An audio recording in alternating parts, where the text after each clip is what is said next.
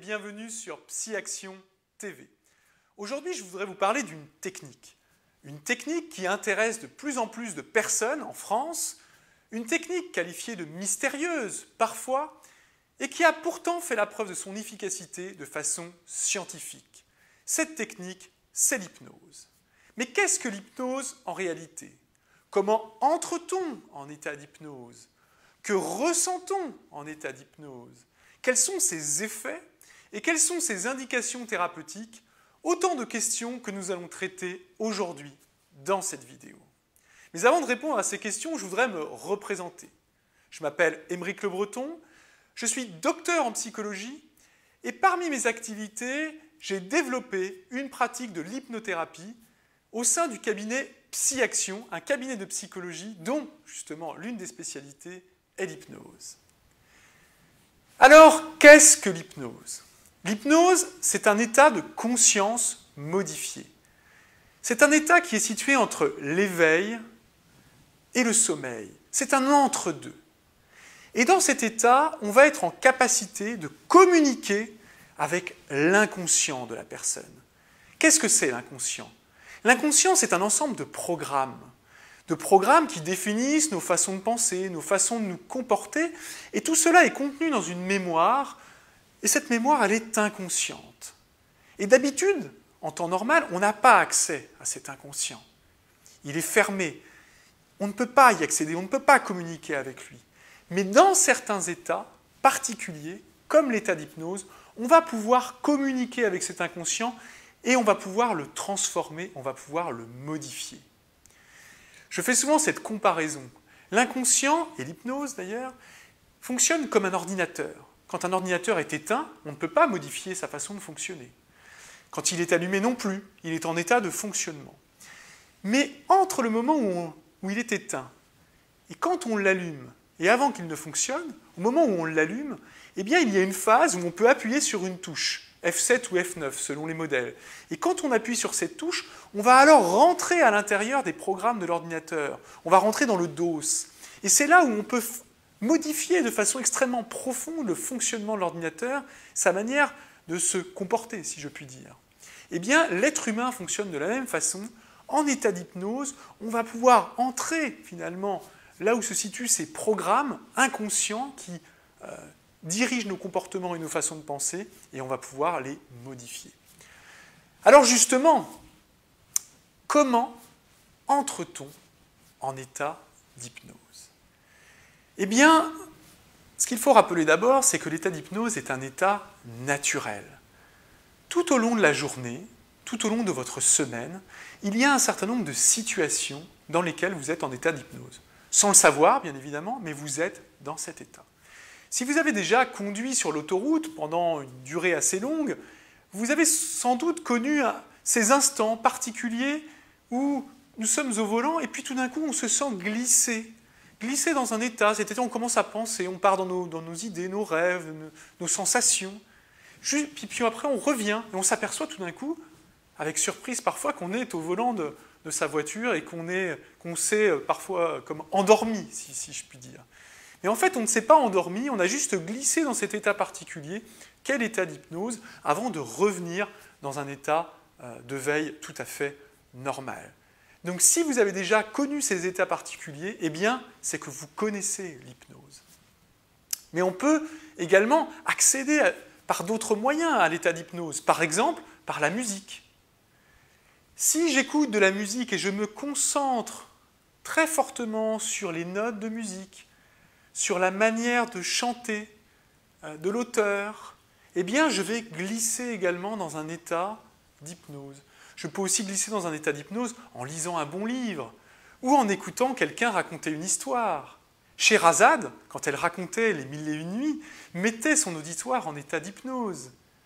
Son auditoire était à la fois présent, assis autour d'elle, en train de l'écouter, et en même temps absent, tellement absorbé par la voix délicieuse de la jeune femme, et emporté par son imaginaire vers des histoires, vers d'autres contrées. Et c'est ainsi qu'elle parvenait à donner envie à son auditoire de revenir chaque jour l'écouter. L'hypnose est donc un état naturel. Mais cet état naturel, on peut aussi le provoquer. grâce à des techniques particulières qui ont été mises au point à travers l'histoire de l'hypnothérapie, eh bien on a mis au point tout simplement un certain nombre de techniques qui permettent de faire glisser une personne en état d'hypnose. On peut par exemple demander à une personne de concentrer toute son attention sur le bout de son doigt. Et en concentrant toute son attention sur le bout de son doigt, elle va progressivement glisser, c'est-à-dire que toute son attention va être accaparée par cette vision. Il va y avoir une fatigue qui va s'installer progressivement dans ses yeux, et à un moment donné, elle va s'abandonner dans cet état d'hypnose. On peut aussi demander à la personne de se concentrer sur la flamme d'une bougie. Enfin, on peut lui demander de se concentrer sur des sensations qui proviennent de son corps. Par exemple, on va demander à une personne de se concentrer sur les sensations qui viennent au bout de ses doigts. Voilà, on se concentre doucement sur les sensations qui viennent du bout de ses doigts. Et progressivement, en se concentrant ainsi, on se sent glisser en état d'hypnose.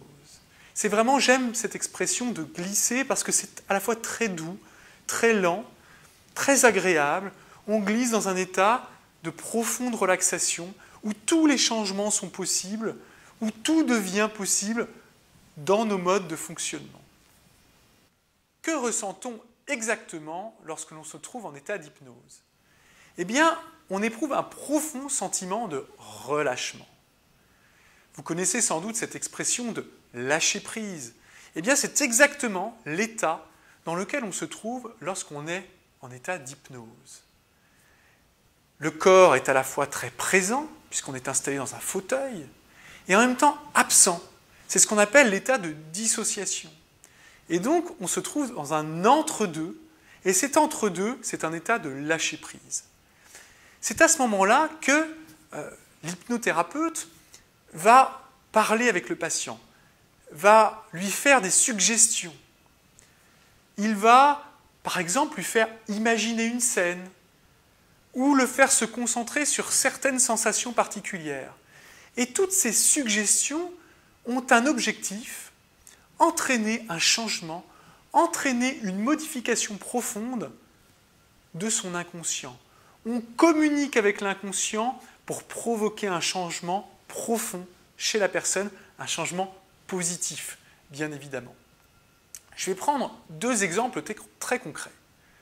Par exemple, j'ai pu vous mettre en état d'hypnose à travers une induction par le fait de fixer, de vous concentrer sur les sensations qui viennent au bout de vos doigts. Progressivement, vous avez glissé dans cet état agréable, vous en êtes venu à fermer les yeux, allongé dans votre fauteuil, concentré sur les sensations qui viennent de vos doigts. Et à ce moment-là, je vais vous faire imaginer que vous êtes en train de marcher sur un chemin. Un chemin qui est bordé d'une forêt, une forêt noire de sapins, une forêt humide. Vous marchez sur ce chemin, dans cette forêt de sapins, et vous allez arriver à une clairière. La forêt de sapins représente en fait un problème, une difficulté, un conflit. La clairière représente un début de solution. Dans cette clairière, vous allez trouver une montgolfière, une belle montgolfière, colorée, avec un panier dans lequel vous pouvez monter. Et vous allez actionner l'air chaud qui va permettre à cette montgolfière de décoller. Vous allez jeter le lest qui empêche cette montgolfière de décoller, et progressivement, vous allez vous élever, commençant par voir le tronc des sapins, puis leur cime, avant de voir la forêt dans son ensemble, et avant même de pouvoir voyager au-dessus du paysage, qui finalement n'est pas composé uniquement d'une forêt, mais de lacs, de plaines, et peut-être la mer au loin, et de jolis nuages, et un très beau soleil. Ce déplacement que je vous fais faire en état d'hypnose vous amène, je communique en fait avec votre inconscient pour lui suggérer un changement dans sa manière de percevoir le problème auquel il est confronté. la métaphore de la montgolfière permet finalement de prendre de la hauteur par rapport aux problèmes auxquels vous êtes confrontés aujourd'hui. C'est à la fois agréable, puisqu'on se remplit d'images extrêmement positives, et en même temps, je l'évoquerai tout à l'heure, on va obtenir des effets extrêmement puissants sur le conflit, sur la situation difficile à laquelle nous sommes confrontés. Le deuxième exemple, c'est la renaissance de la forêt. Je fais faire cette séance à des personnes qui sont souvent en situation de burn-out ou de fatigue. Cette séance raconte l'histoire d'une forêt qui s'embrase, une forêt asséchée, qui tout d'un coup est dévorée par les flammes. Le feu la ravage, jusqu'à temps qu'il ne reste plus qu'un paysage désolé, d'une terre brûlée, où il ne reste plus que quelques vagues carcasses d'arbres dévastés. La personne se promène dans ce paysage dévasté. Et puis tout à coup, l'eau se met à tomber du ciel, la pluie, et le temps se met à passer extrêmement vite. La pluie emporte les cendres, et tout à coup, la personne découvre, sur une branche d'arbre morte, une petite pousse verte, signe de la renaissance de la vie. Et cette pousse se développe, progresse, grandit. Et non seulement cette pousse grandit, mais elle se multiplie. Tout d'un coup, c'est l'herbe qui commence à pousser. Ce sont des buissons qui commencent à pousser. Ces buissons deviennent des arbres. Et tout se développe, et tout reprend vie. Les oiseaux reviennent. Et le silence s'emplit du chant des oiseaux et du doux bruit de l'eau qui coule, des ruisseaux. La vie reprend, la vie grandit dans cette forêt, jusqu'à devenir luxuriante. Et la personne, en vivant cette métaphore, dans cet état particulier d'hypnose, vit cette métaphore comme une renaissance. Et elle se gorge d'une énergie nouvelle, avec des effets que je vous écrirai tout à l'heure, qui sont également extrêmement puissants. Voilà ce qu'on ressent en état d'hypnose, voilà le voyage que l'on fait en état d'hypnose et comment il va agir sur notre inconscient. Quelles sont les indications thérapeutiques de l'hypnose? L'hypnose peut avoir un effet sur tous les troubles qui sont liés à une interaction entre le corps et l'esprit. Les addictions, les troubles alimentaires, la douleur, les troubles anxieux et les troubles psychosomatiques sont autant de cas sur lesquels l'hypnose peut avoir un effet extrêmement positif, extrêmement bénéfique. Je vais prendre plusieurs exemples. Admettons qu'une personne soit addicte aux pâtisseries et que cette addiction ait provoqué une prise de poids importante. Elle mange beaucoup de pâtisseries parce qu'elle a une relation de dépendance à la pâtisserie. Les pâtisseries exercent sur elle une attirance presque irrésistible. Eh bien, l'hypnose va pouvoir transformer, en parlant à son inconscient, grâce à des techniques particulières, transformer cette attirance irrésistible en indifférence, voire en rejet ou en dégoût.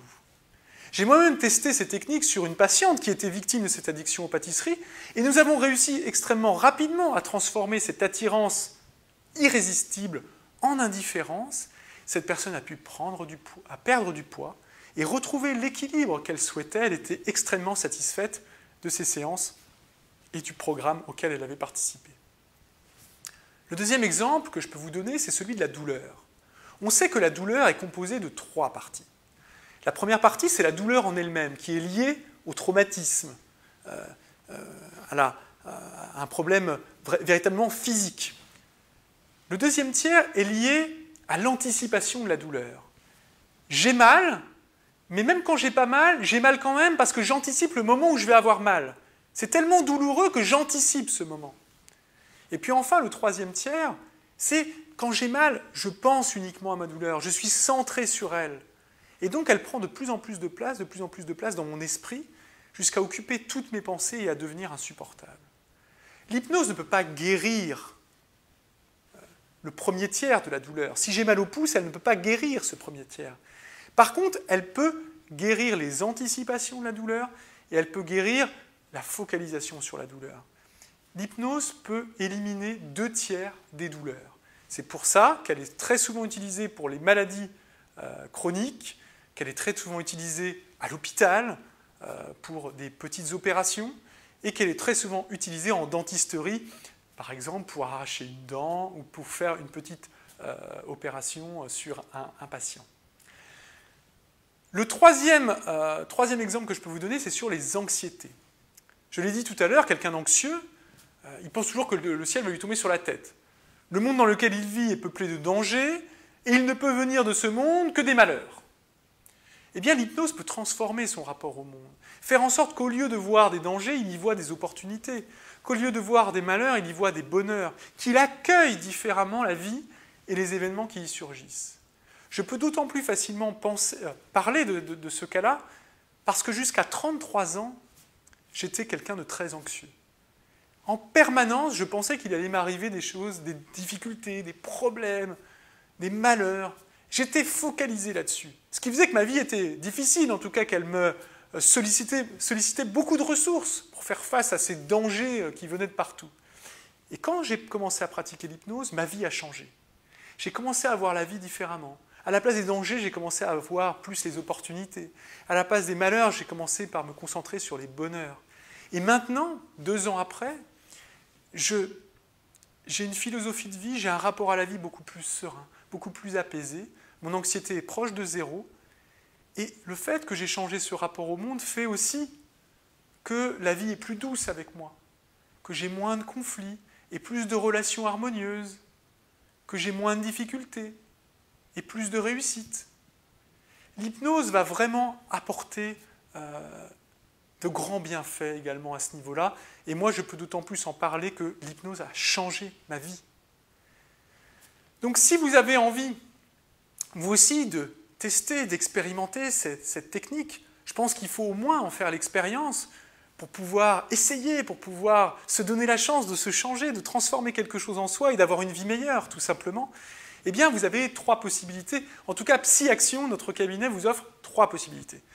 La première possibilité, c'est de pratiquer en cabinet, de venir voir un hypnothérapeute qui va vous accompagner lors d'une séance et qui va pouvoir répondre à l'un de vos besoins. La deuxième possibilité, c'est de recourir à l'auto-hypnose. Et oui, comme la méditation, on peut réaliser de l'hypnose seul, chez soi. Pour vous aider, nous avons créé des CD et des MP3 avec des séances qui traitent de sujets particuliers comme la diététique, la douleur ou encore le sommeil.